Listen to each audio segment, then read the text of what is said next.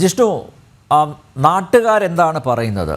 ഈ സംഘർഷം അതൊരു യുദ്ധത്തിലേക്ക് പരിണമിച്ചിട്ടില്ല. അതിന് ദൈവത്തോട് നന്ദി പറയാം.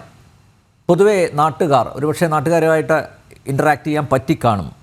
അവരെന്താണ് പറയുന്നത്? ഇപ്പോൾ നേരത്തെ ജിഷ്ണു പറഞ്ഞു, ഡ്രോൺ പറന്നു പോകുമ്പോഴും അവരിൽ ഭയം കണ്ടില്ല, അവർ ഭയചകിതരായിരുന്നില്ല എന്നൊക്കെ പറഞ്ഞു. പക്ഷേ എങ്കിലും ഈ യുദ്ധം, ഈ സംഘർഷം നീണ്ടു പോവുകയാണെങ്കിൽ ഒരുപക്ഷെ അതിൻ്റെ പ്രത്യാഘാതങ്ങൾ ഗുരുതരമായിരിക്കുമെന്നൊരു ഭീതി ഈ സമീപത്ത് താമസിക്കുന്നവർക്ക്, LOCക്കും അതുപോലെ ഈ പ്രദേശങ്ങളിലുമൊക്കെ, അതിർത്തി സംസ്ഥാനങ്ങളിലുമൊക്കെ താമസിക്കുന്നവർക്ക് അങ്ങനെ ഒരു ആശങ്ക സ്വാഭാവികമായിട്ടും ഉണ്ടാകുമല്ലോ.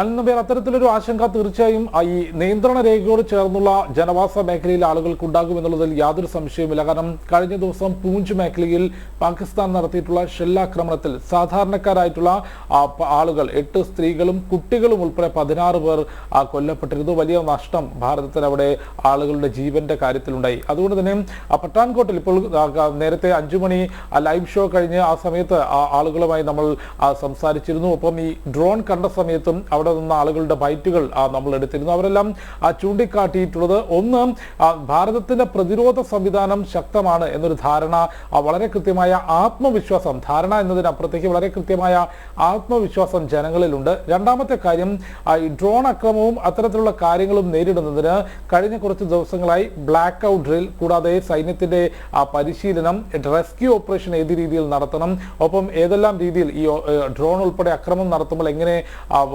ഒളിച്ചിരിക്കണം എന്നത് സംബന്ധിച്ചുള്ള സാധാരണക്കാരായ ആളുകൾക്ക് പരിശീലനം നൽകുന്നതിനുള്ള ഡ്രില്ലുകൾ വിവിധ തരത്തിൽ നടത്തിയിരുന്നു. അതുകൊണ്ട് നിലവിലെ സാഹചര്യത്തിൽ ഇന്ന് ഈ 5 മണി വരെ വെടിനിർത്തൽ ധാരണയിൽ എത്തുന്നതിന് മുൻപ് വരെയുള്ള സാഹചര്യങ്ങളിൽ സാധാരണക്കാരെ സംബന്ധിച്ച്, അത് പഠാൻകോട്ട് മേഖലയിലെയും ഒപ്പം ശ്രീനഗറിലെയും എല്ലാം ആളുകളുടെ പ്രതികരണങ്ങൾ, വിവിധ ഏജൻസികളിൽ വന്നിട്ടുള്ള പ്രതികരണങ്ങൾ പരിശോധിക്കുമ്പോഴും നമ്മൾ നേരിട്ട് സംസാരിച്ചപ്പോഴും മനസ്സിലാക്കേണ്ടത്, ഒന്ന്, വലിയൊരു ഭയത്തിലേക്ക് രാജ്യത്തെ ജനങ്ങൾ കടന്നു പോയിരുന്നില്ല. അതിശക്തമായിട്ടുള്ള പ്രതിരോധ നിര ഭാരതത്തിനുണ്ട് എന്നുള്ള വലിയ ആത്മവിശ്വാസം ജനങ്ങൾക്കുണ്ടായിരുന്നു. പക്ഷേ യുദ്ധം, വെടിനിർത്തൽ ഉണ്ടായി എന്ന് പറഞ്ഞപ്പോൾ എല്ലാവരും അത് വളരെ നന്നായി എന്നുള്ള തീരുമാനങ്ങൾ തന്നെയാണ് ജനങ്ങളുടെ ഭാഗത്തു നിന്നുണ്ടായിട്ടുള്ളത്. പക്ഷേ പാകിസ്ഥാന്റെ ഭാഗത്തു നിന്ന് എന്തെങ്കിലും തിരിച്ചടികൾ ഉണ്ടായാൽ, ഇത്തരം ധാരണകളിലേക്ക് എത്തിയിട്ട് അവർ പിറകിലൂടെ ഇത്തരത്തിൽ പ്രകോപനങ്ങൾ സൃഷ്ടിക്കുകയാണെങ്കിൽ വലിയ തിരിച്ചടി നൽകണം എന്നുള്ള പ്രതികരണങ്ങളും ജനങ്ങളുടെ ഭാഗത്തു നിന്നുണ്ടായിട്ടുണ്ട്. അത്തരത്തിൽ ഈ ഒരു സാഹചര്യത്തിൽ രാജ്യം മുഴുവൻ ഒറ്റക്കെട്ടായി നിൽക്കാനും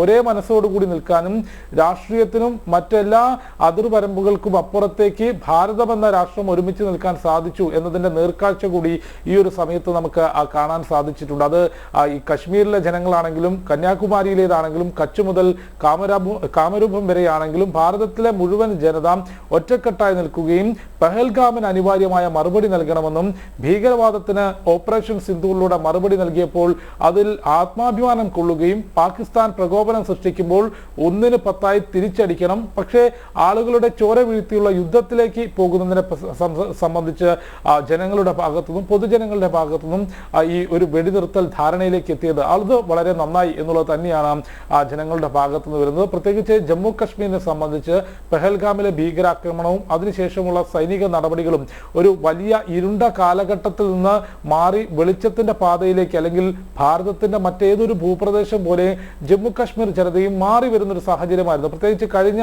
നിയമസഭാ തെരഞ്ഞെടുപ്പിന് 15 ദിവസത്തിലധികം ശ്രീനഗർ മേഖലയിൽ, കശ്മീർ മേഖലയിൽ യാത്ര ചെയ്തുകൊണ്ട് നമ്മൾ റിപ്പോർട്ട് ചെയ്തിട്ടുണ്ട്. ആ സമയത്ത് അതിനു മുൻപ് അവിടെ ഒരു ടൂറിസ്റ്റ് എന്നുള്ള രീതിയിൽ പോയിട്ടുള്ള വ്യക്തിയുമാണ്. അതുകൊണ്ട് തന്നെ ആ ഒരു മാറ്റം നമുക്ക് വളരെ വ്യക്തമായി പ്രകടമായിരുന്നു. സൈനിക നയതന്ത്ര തലത്തിലും ഒപ്പം യുവാക്കൾക്കും സാധാരണക്കാർക്കും ജീവിത നിലവാരം അവരെ മെച്ചപ്പെടുത്തിക്കൊണ്ടും അതിർത്തി മേഖലയിൽ ഉൾപ്പെടെ വികസനം എത്തിച്ചുകൊണ്ടും വിനോദസഞ്ചാരികളുടെ വലിയ ഒഴുക്ക് കശ്മീരിലേക്ക് എത്തിക്കൊണ്ടും ഭാരതത്തിന്റെ മറ്റേതൊരു ഭൂപ്രദേശം പോലെ കശ്മീർ മാറി വരികയായിരുന്നു. അവിടെയാണ് ചെറിയൊരു മുറിവ് പെഹൽഗാം ഭീകരാക്രമണം ഉണ്ടാക്കിയിട്ടുള്ളത്. അതിനുശേഷമുള്ള സ്വാഭാവികമായിട്ടുള്ള സൈനിക നടപടികൾ, സൈനിക നീക്കങ്ങൾ ശക്തമായിരുന്നു. ഇനി അതിൽ നിന്ന് വളരെ കൃത്യമായൊരു മാറ്റം, കൃത്യമായിട്ടുള്ള നടപടികൾ ജമ്മു കാശ്മീരിലും ഉണ്ടാകും. അത് ജനങ്ങൾ ആഗ്രഹിക്കുന്നുണ്ട്. വിനോദസഞ്ചാര മേഖലയിലും മറ്റും ഒരു പുത്തൻ ഉണർവ് വീണ്ടും ജമ്മു കാശ്മീർ ആഗ്രഹിക്കുന്നുണ്ട്. അനിൽ നമ്പ്യാർ.